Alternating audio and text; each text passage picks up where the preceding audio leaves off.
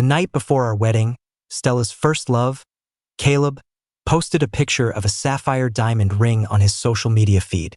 I looked at the photo. It was our wedding ring, the one I had personally designed, the only one like it in the world. And now it was on his hand.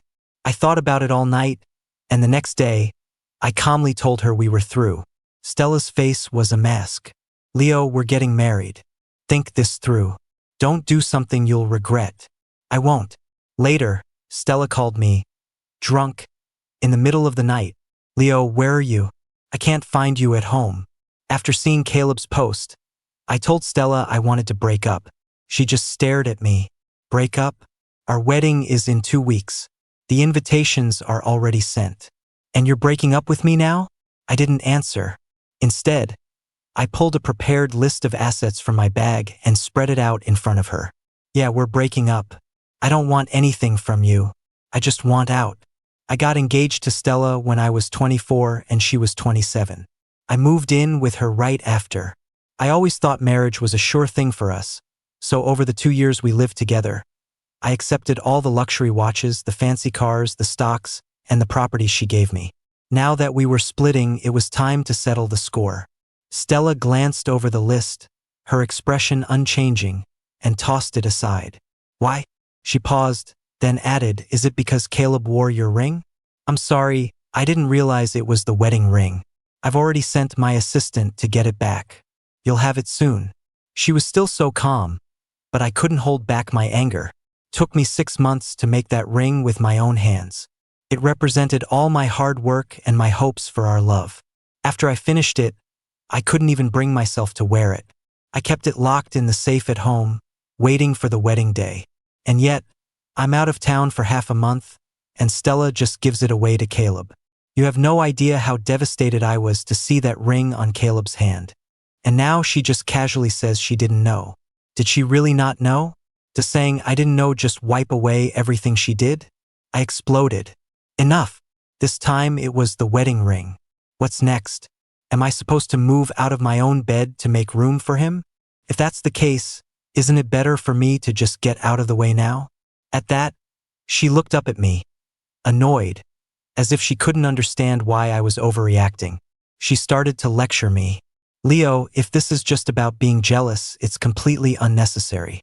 You should know that our marriage is more about business than love. No one can threaten your position. I'll forgive you this time. Don't ever bring up breaking up again. She pulled out a credit card and pushed it toward me. There's $5 million on this. Consider it compensation. I stared coldly at the card, my mind drifting. Stella was always all business. Even our marriage was just another transaction to her. When we first got together, she was always cold and distant. After we got closer, she started making demands, trying to mold me into the perfect trophy husband. But she forgot one thing. A trophy husband just needs to be presentable and stable. But as her future husband, I loved her. So I could never be as cold as she was. And I could never accept a third person in our marriage. Besides, Caleb was the one that got away, her high school sweetheart she could never have. A tear hit the back of my hand, snapping me back to reality. I wiped it away, pushed the card back to her, and forced a smile. No thanks, Stella. We're not a good match. It's better if we just go our separate ways. No one says no to Stella. She's the queen of the finance world, admired by everyone, and incredibly proud. When I insisted on leaving again, Stella didn't hesitate. Fine, just don't regret it.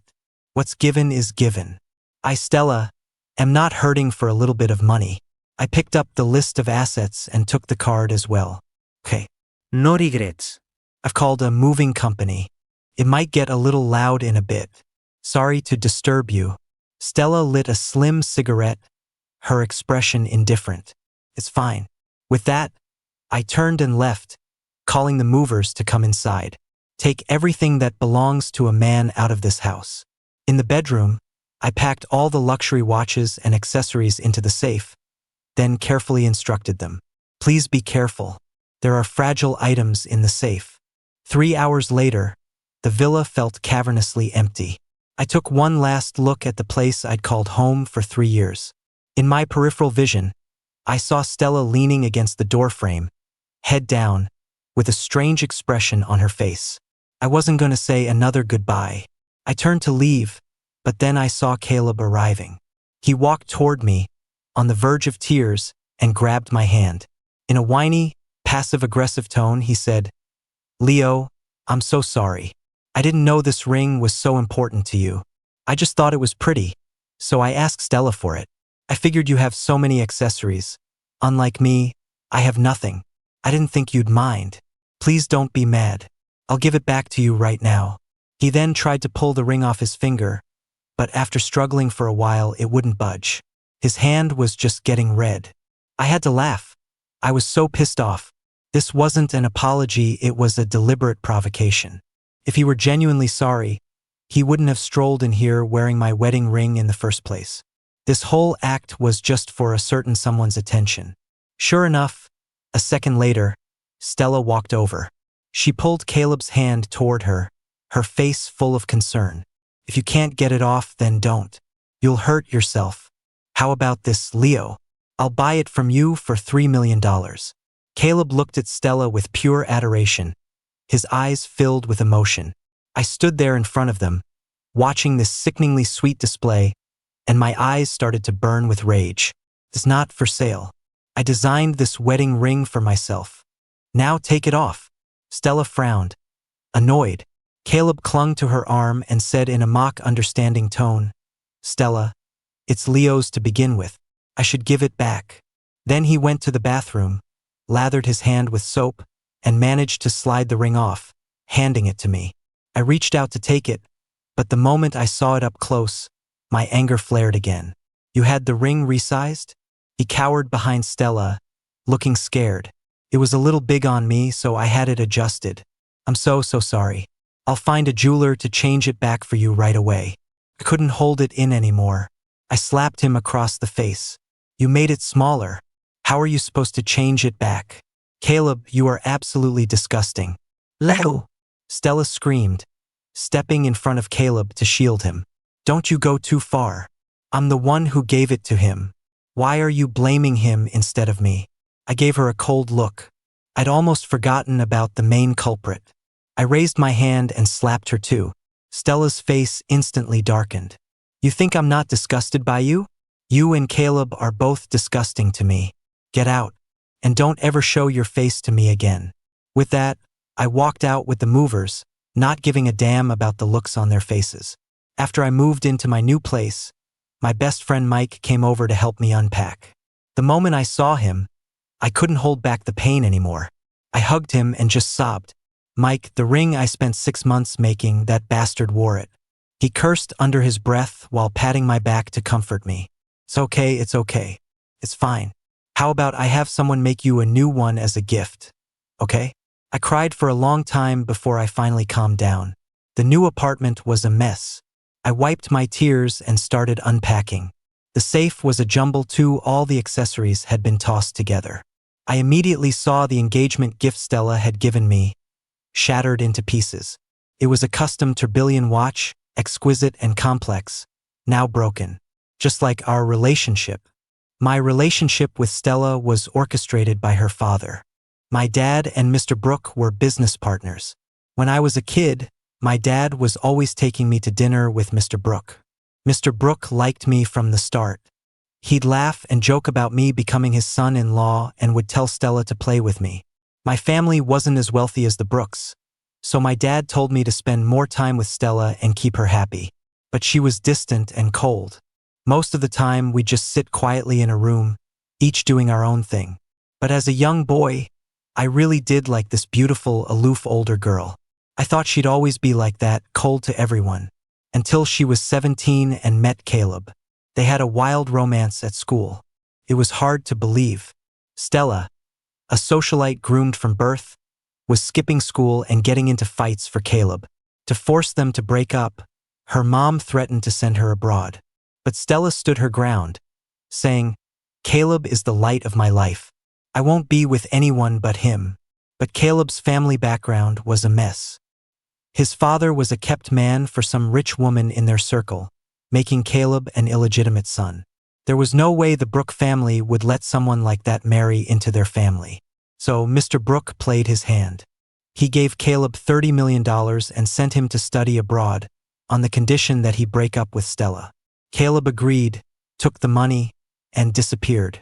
And from that day on, Stella hated her father. She was a wreck for 6 months.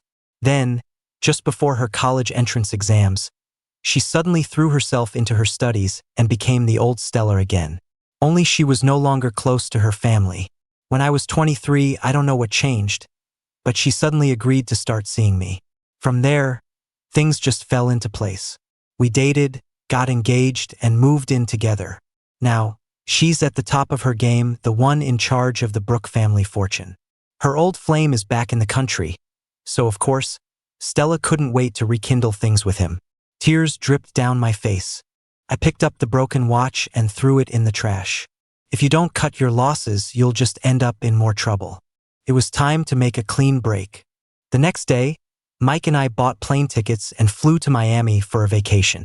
The scenery was healing, and the world under the sea was beautiful. One afternoon, as we were sunbathing on the beach, I got a friend request on my phone. I had a feeling it was Caleb. Sure enough, I had blocked him before, but he just used a burner account to add me again. A second later, he sent me a picture of a ring with a smug message. "Leo, it seems like Stella cares more about me. Doesn't she?" At the same time, Mike let out a yell and shoved his phone in my face.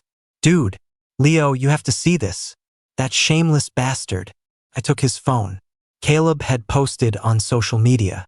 His eyes were red-rimmed, and he was wearing a ring on his ring finger. The caption read, "I knew you wouldn't let me get hurt." In his years abroad, he had become a pretty popular male influencer. The comments section was full of fans shipping them hard, all trying to guess who the girl was.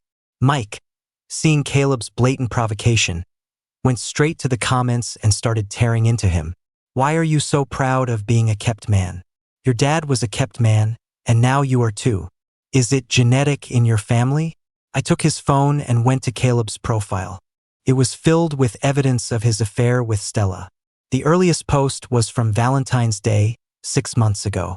Stella was at an amusement park with him watching fireworks. My heart felt like it was being stabbed with a needle. That was the day Stella and I had planned to go out. But I came down with a bad flu and had a high fever. Couldn't get out of bed. When Stella found out I was sick, she just said coolly, "Then I'll cancel the dinner reservation. You get some rest at home." I was so disappointed and hurt. I wanted to say more, but she had already hung up. She never even sent a single text to check on me after that. I thought she was busy with work. I never imagined she was off watching fireworks with Caleb. Honestly, I knew there had been problems in our relationship for a while. I'd noticed she was distracted ever since Caleb came back at the beginning of the year. I fought with her about it many times, but she would always just ignore the problem and then try to smooth things over by buying me another luxury watch or a fancy car. This back and forth had been torturing me for a solid 6 months. I turned off my phone and let out a long breath. My chaotic emotions slowly began to settle. Whatever was going on with Stella and Caleb, it had nothing to do with me anymore. After a week of vacation, my dad found out about the breakup and called me.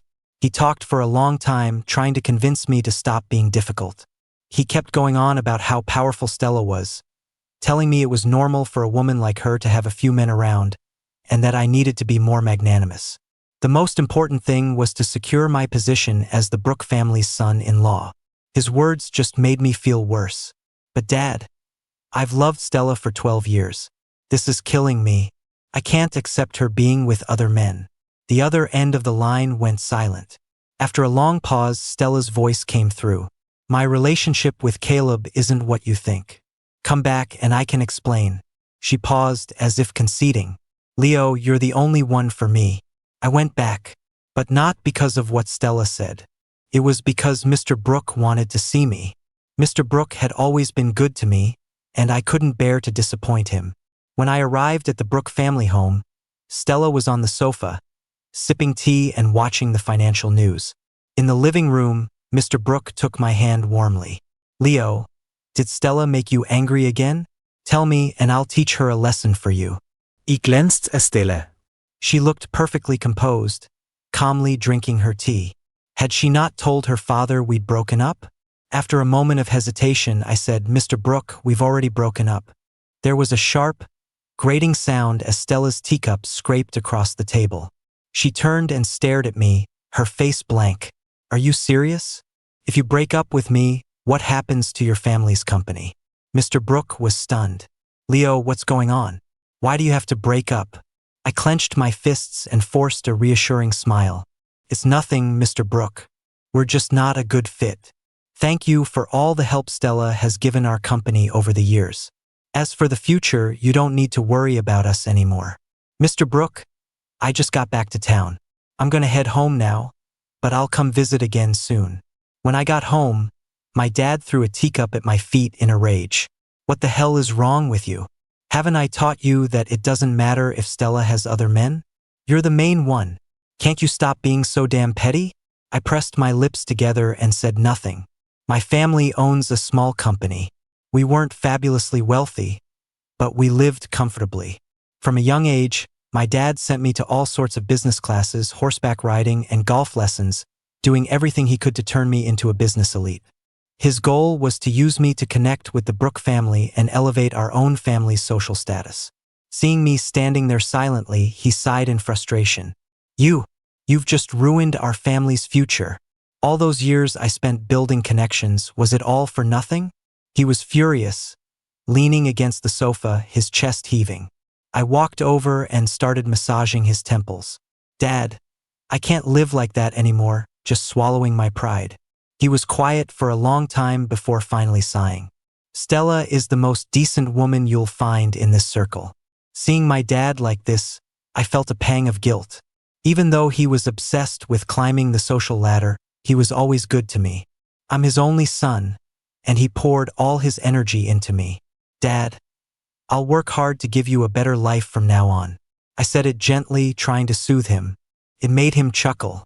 You can't even handle a little hardship. How are you going to manage that?" I didn't tell him that I had actually learned a lot during my time with Stella. The very next day, I started working at my family's company to learn the ropes. A month later, I started my own small company. My family's business was in traditional menswear, but I wanted to focus on trendy, accessible luxury fashion for men.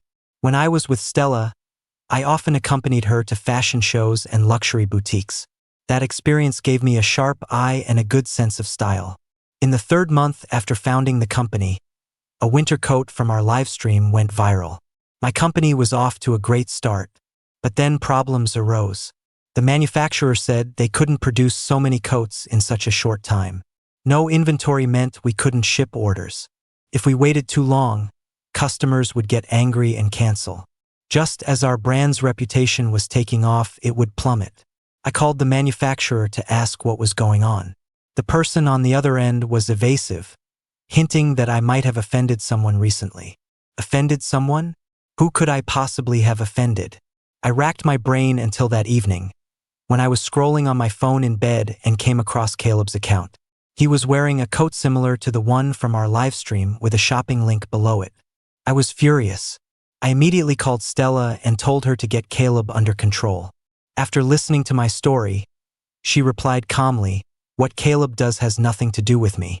But, Leo, I can solve this problem for you. Just come back, Leo. That crazy bitch was dreaming." I laughed out of pure anger and cursed her out. Go to hell. After hanging up, still seething, I found Caleb's profile and ripped into him in his DMs. But then, Stella's number lit up my screen again. I declined, she called back. Over and over. "What do you want?" My harsh tone made her pause. "Leo, I'm downstairs." "Come down and let's talk." I got up and went downstairs. She was leaning against her car. When she saw me, she straightened up. "What is there to talk about?" I said impatiently. She looked tired, pinching the bridge of her nose. "Leo, Caleb and I are in the past. There's no future for us. I need you to stop overthinking things. It's hurting our relationship." I looked at her coldly. Relationship? What relationship could we possibly have? Is it the relationship where I'm burning up with a fever on Valentine's Day while you're out watching fireworks with Caleb? Or is it the relationship where you give my wedding ring to him? Now you're telling me you're not satisfied with what you got? At this, Stella fell silent and lit a cigarette. You know, he was the person I used to love most. I just wanted to say a proper goodbye to the past. Can't I even be allowed to reminisce? The ring was my mistake. I'm sorry. I apologize. Come back, Leo. I'm not used to you being gone. Stella lowered her head, a rare sign of vulnerability. In the time Leo had been gone, the villa had felt empty.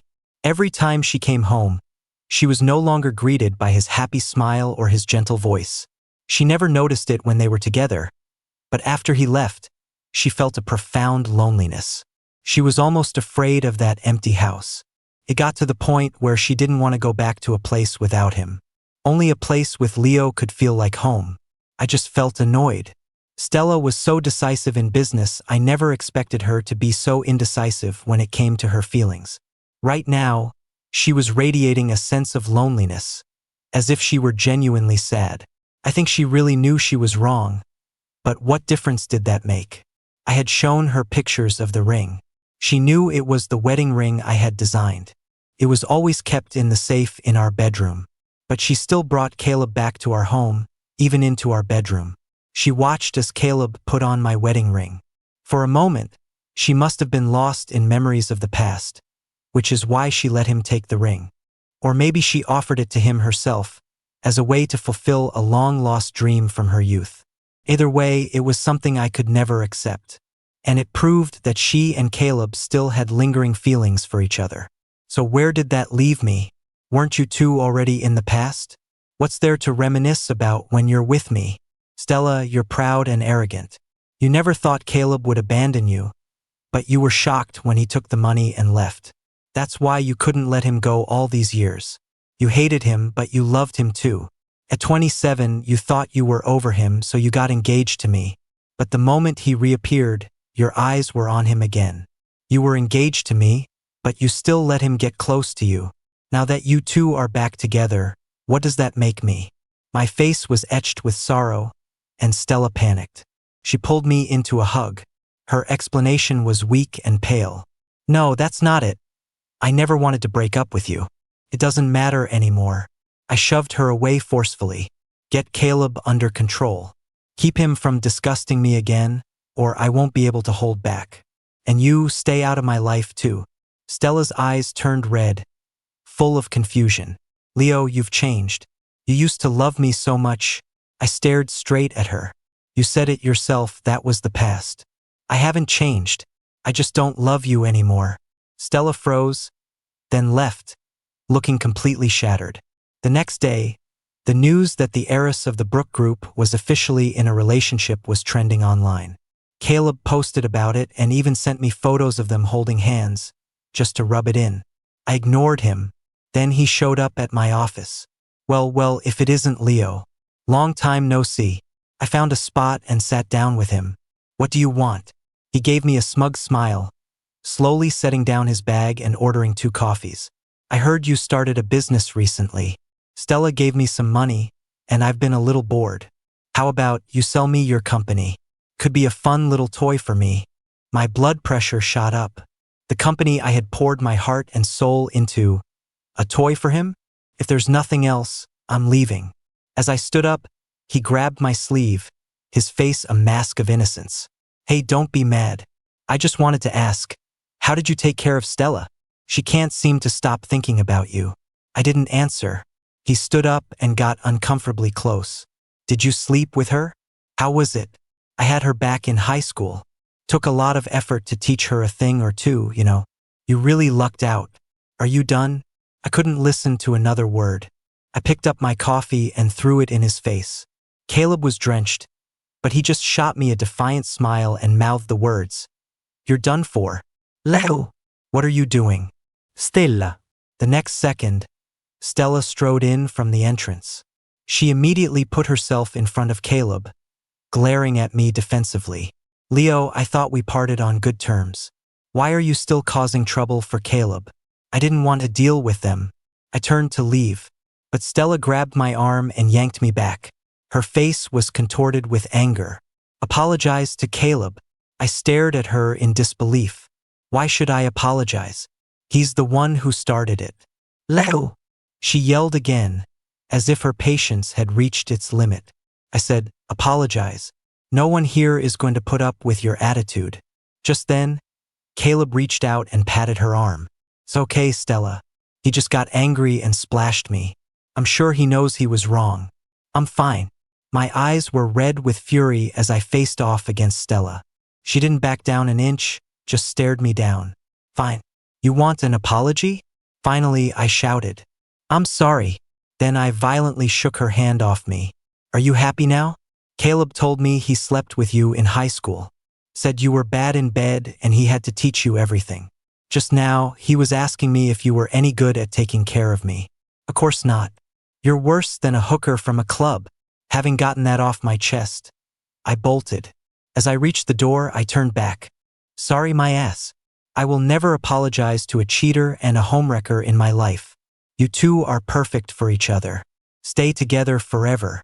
Then I ran, leaving Stella's furious shouts far behind me. Back at the office, I reviewed the file I had put together. It detailed the entire history between Caleb and Stella, with a special focus on how Caleb knowingly became the other man. I had originally planned to use it to threaten Caleb and make him back off. But now, I thought for a moment and closed my laptop. I don't start fights, but I finish them. If Caleb tried anything else, I would make him pay. With that dealt with, I went back to handling the issue with the coats. In the end, Stella must have stopped Caleb from messing with me. The manufacturer delivered the shipment on time. To be safe, I ordered a large stockpile of inventory. Next, I contacted my dad about helping me open another factory that would exclusively supply my company. Having our own factory would be more reliable. After that, Mike introduced me to two dependable clothing designers. They could work part-time. The base salary wasn't high, but they would get a commission. The designers were incredibly hardworking, giving me over a dozen new designs in a month. From suppliers to live stream sales, I gradually built a complete business ecosystem. When my dad heard I was opening a factory, he started showing up every day with his briefcase to supervise the construction for me. I trusted him completely. After all, when he first started his business, my mom had helped him a lot. I was still swamped with work when trouble started online. Caleb bought a few items from my brand and posted a negative review video. He especially tore apart my best-selling winter coat. Alright guys, look at this. The streamer said it doesn't attract lint, but check this out. I just held my cat for a second, and it's covered in fur, and the fit is all wrong. It's way too big and baggy. It makes me look like some kind of sleazy old man. I mean, if it looks this bad on me, it's not going to look good on you guys either.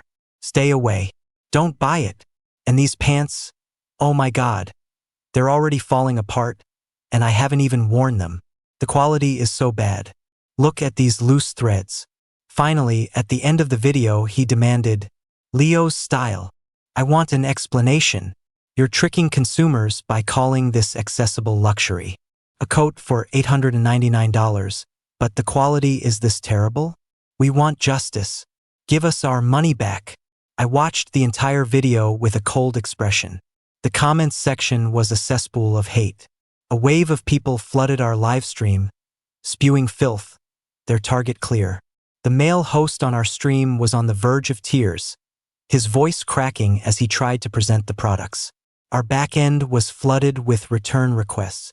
I waved my hand, telling him to end the stream and take a break. After thinking it over, I sat down in front of the camera with my laptop. If they wanted a scene, I'd give them a big one. Hi everyone. I'm the founder of the Leo's Style brand.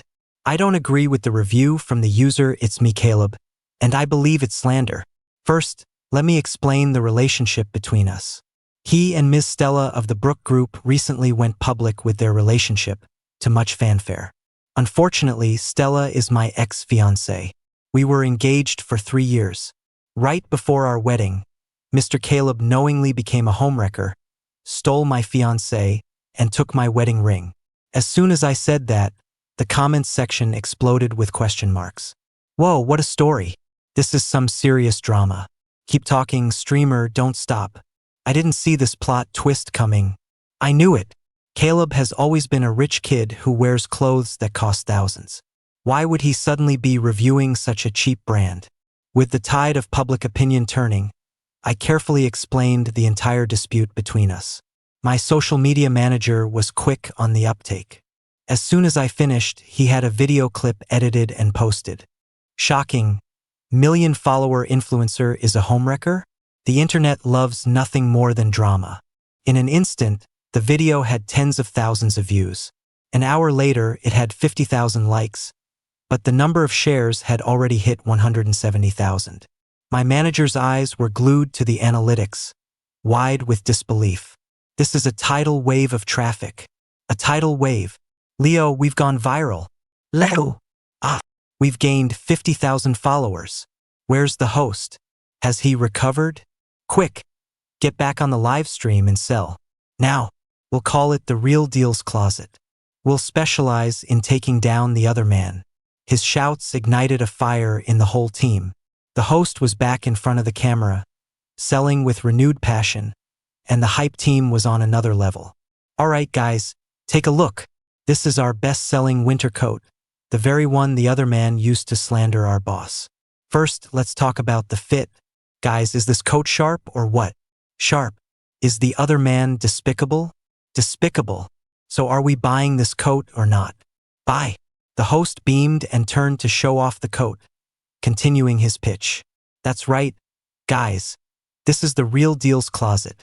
With this coat, you'll never lose the fight against a homewrecker. Guaranteed family happiness. This time, we are not letting the other man walk all over us. I watched the orders pour in on the back end. The PowerPoint presentation I'd prepared was still open on my computer. Unused. I thought for a moment, even bad publicity is good publicity. This presentation laid out all the facts. Posting it would cause a massive storm. Might as well use it to build hype for tomorrow's stream. We didn't end the live stream until we were completely sold out, all thanks to the trouble Caleb started. The moment we went offline, I was on the phone with the factory, placing another order. The internet was in an uproar. Caleb hired a bunch of bots and paid commenters to try and clean up his image, but their posts barely made a ripple. Meanwhile, his own comments section was flooded with hate. Caleb's fanbase was mostly male, and guys have zero tolerance for kept men. Overnight, he lost 200,000 followers. It was past 3 a.m., and Caleb was still online. I smiled with schadenfreude. He probably wouldn't be getting much sleep tonight. I, on the other hand, slept like a baby. The next morning, I posted the presentation on social media, tagging both Caleb and our livestream account. An hour later, the stream went live. Once again, we were hit with a tidal wave of traffic. That evening, I got an unexpected phone call. Hello, Leo. Stella's voice was weary. I just heard about all this. I'm so sorry for the trouble it's caused you. I'll deal with Caleb. I wasn't too concerned. Okay, I replied coolly. Honestly, it wasn't much trouble at all. In fact, it had brought in a ton of orders. I didn't mind if he kept making a scene. In the age of viral marketing, traffic is everything. With the scandalous homewrecker story and Stella's famous name attached, this wave of attention would last me at least a week or two. You started a company? Congratulations. I wish you all the best. I glanced at my phone, puzzled. Stella seemed to be grasping at straws for something to say. Thanks. If there's nothing else, I'm going to hang up. I wish you and Caleb happiness, too. Stella let out a strange little laugh. Leo, there's no future for him and me. Not my problem. I hung up and immediately called the factory again. No sooner had I ended that call than my dad called. He sounded ecstatic. Hey, Leo. Dad lined up a business partner for you. He's from the Smith family, Jason. I used to take you to play with him when you were kids, remember? The next day, I met with Jason. He was dressed in a sharp suit, with short, neat hair and a bright, confident aura. When he saw me, he extended his hand. I'm Jason. Hi. He gestured for me to sit. My uncle can't stop singing your praises. Says you're steady, hardworking, and destined for success. He also mentioned your new venture. Coincidentally, I've seen some of the news online recently. Leo's Style is doing accessible luxury menswear. I figured a guy like you must be in need of textiles, and as it happens, I own a fabric mill. I thought for a moment, can you guarantee the quality? Of course. He raised an eyebrow. Top quality is a guarantee, and I can give you a discount. Hearing that, I smiled and raised my glass. Well then, here's to a successful partnership. To our success. With that, all my worries were gone. From here on out, as long as sales stayed strong, I was set to make a profit. When I got back to the office, my social media manager told me, "Hey, Leo, check this out. Caleb apologized to us. He announced he's quitting the internet and even deleted his million-follower account." I was a little surprised by this outcome. Stella was a woman of her word. She said she would handle it, and she would make sure the rumors stopped. But I never expected she'd make him delete his account. Besides Stella, being an influencer was Caleb's only source of income. Looks like she didn't care about him that much after all. Even the one that got away eventually just becomes a stain on your shirt. For the next few months, I was buried in work. Before I knew it, the holidays were just around the corner. Mike invited me out for hot pot. We ordered the extra spicy broth. I swished a slice of beef in it, took a bite, and sighed with satisfaction. Wow, this is amazing. Mike, you have no idea how busy I've been. I've barely had time to eat. This is so good. He rolled his eyes. Who knew you'd be such a workaholic? Then he leaned in to gossip. Hey, did you hear about what happened with Caleb at that gala yesterday? I took a sip of Coke. What happened? Stella went to some big event and took her male assistant as her +1, not Caleb. When Caleb found out, he was furious. He actually showed up at the ballroom, slapped the assistant, and called him a kept man. I couldn't help but laugh. And then what? Stella is so obsessed with her public image. She must have been livid. Mike nodded in agreement. Totally. Stella's face turned black. She ripped into him right there on the spot. I heard they're fighting about breaking up now, and she apparently kicked him out of the villa. In the high society world, there are a lot of events. I used to be the one who went with Stella, but if I couldn't make it, her male assistant would fill in. It was a completely normal thing in our circle. But Caleb thought the assistant was trying to seduce Stella. He made a huge scene at the gala, embarrassing both Stella and the host. It was incredibly petty. After that incident, I heard some rumors.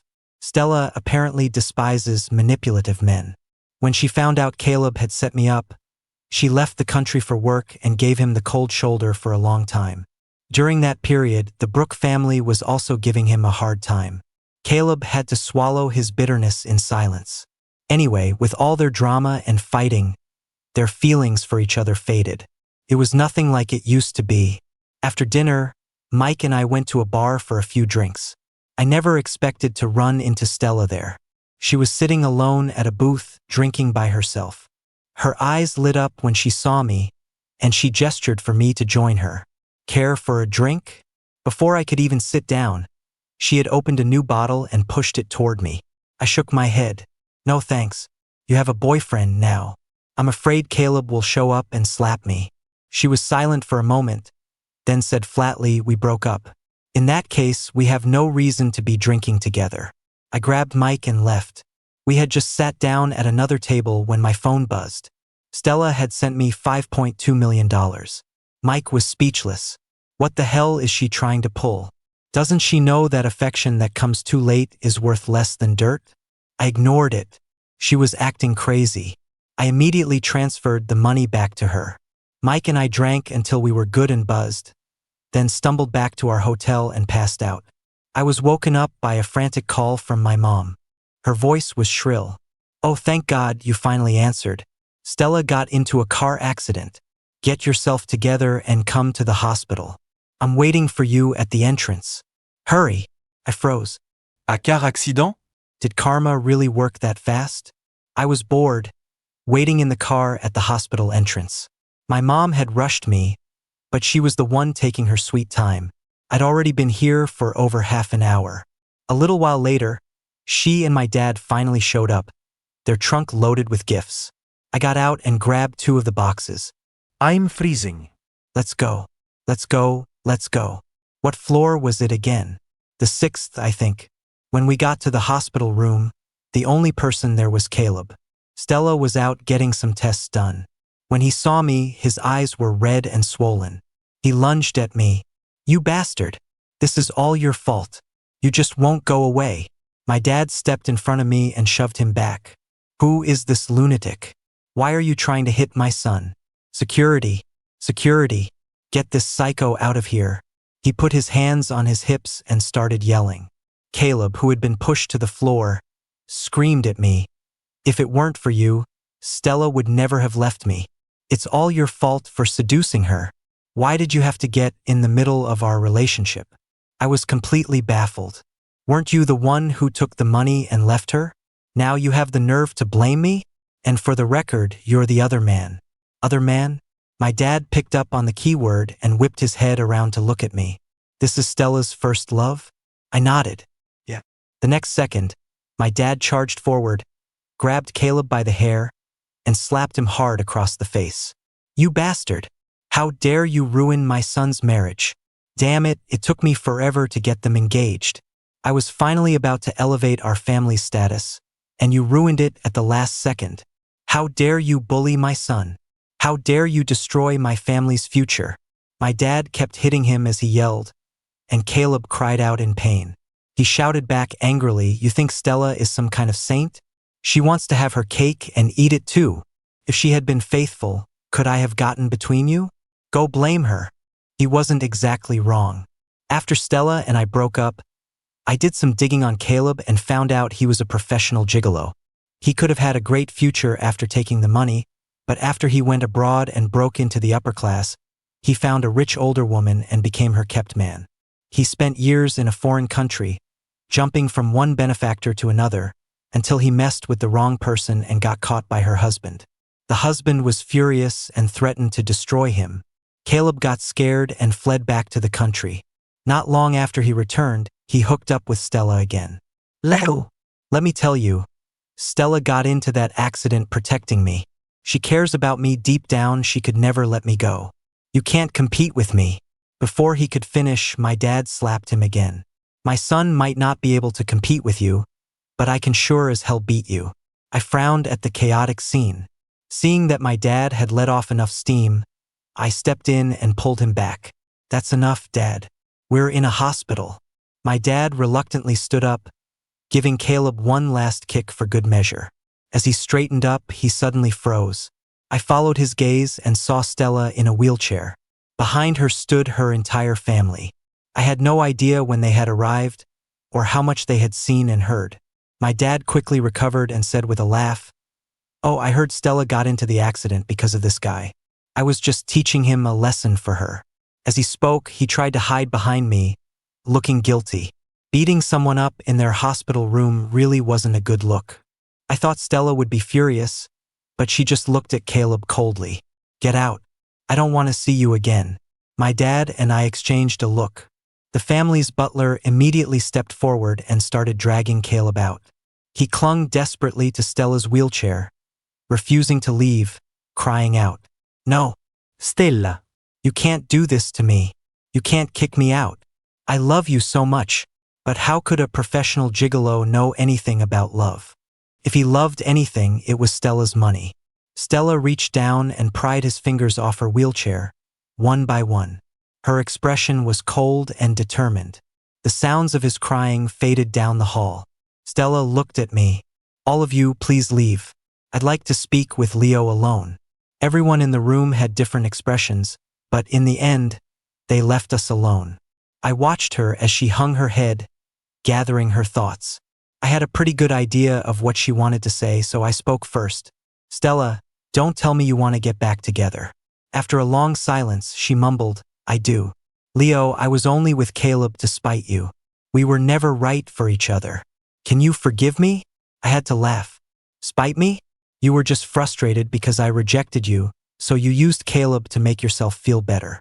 But then you realized he's classless, doing nothing but spending your money and picking fights, which embarrassed you. So then you remembered how good I was. But if I got back together with you, you'd just start remembering all the good things about Caleb. Familiarity breeds contempt. Stella, you don't love me or Caleb. The only person you love is yourself. My words were cold and final. Stella looked down at her broken leg and suddenly covered her face and began to sob. I'm sorry. I'm so sorry. It was my fault. I know I was wrong, Leo.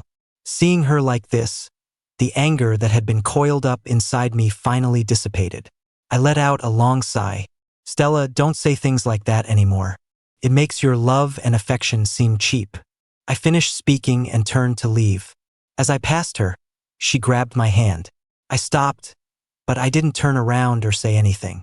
We stayed like that for a long time before Stella finally let go. After the new year, my factory was completed, and I launched a new livestream channel. My business was booming. On the day of the ribbon-cutting ceremony, I used some of my recent earnings to buy my dad a new Rolex, worth $1.3 million. My dad couldn't stop grinning. The next day, he wore it out to show it off. He came back beaming. Leo, a bunch of the old execs in my circle couldn't even get their hands on this watch. You really made your dad proud. Some people were asking about your marriage prospects, but I turned them all down. I think you should just focus on making money and forget about getting married. Ha ha ha, just think, in the future, you and your mom will be making money to support me. I'll be the happiest man alive. I laughed along with him. My dad had finally let go of his old prejudices and was no longer obsessed with social climbing. Maybe he was tired, or maybe he just felt he was too old for it. I said jokingly, Dad, you don't have to worry about climbing the social ladder anymore. From now on, I'll be the ladder. My dad roared with laughter.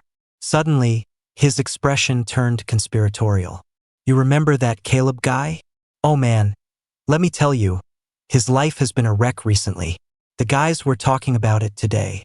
He went back to being a rich woman's boy toy, but he got her pregnant and then had the nerve to taunt her husband about it. Turns out the husband is a ruthless guy. He had Caleb beaten so badly he ended up in the hospital. I hear it might affect his ability to have kids in the future. He pursed his lips. Serves him right. After a moment, my dad asked, Are you really not going to forgive Stella? No. Then my eyes fell on the new watch on my dad's wrist. He quickly covered it with his other hand. Hey, actually, Stella didn't ask me to persuade you. She just gave me a gift. Under my steady gaze, my dad finally stomped his foot. Fine, I'll give it back. I won't take anything from her again. From now on, you're the one who buys me things. Deal.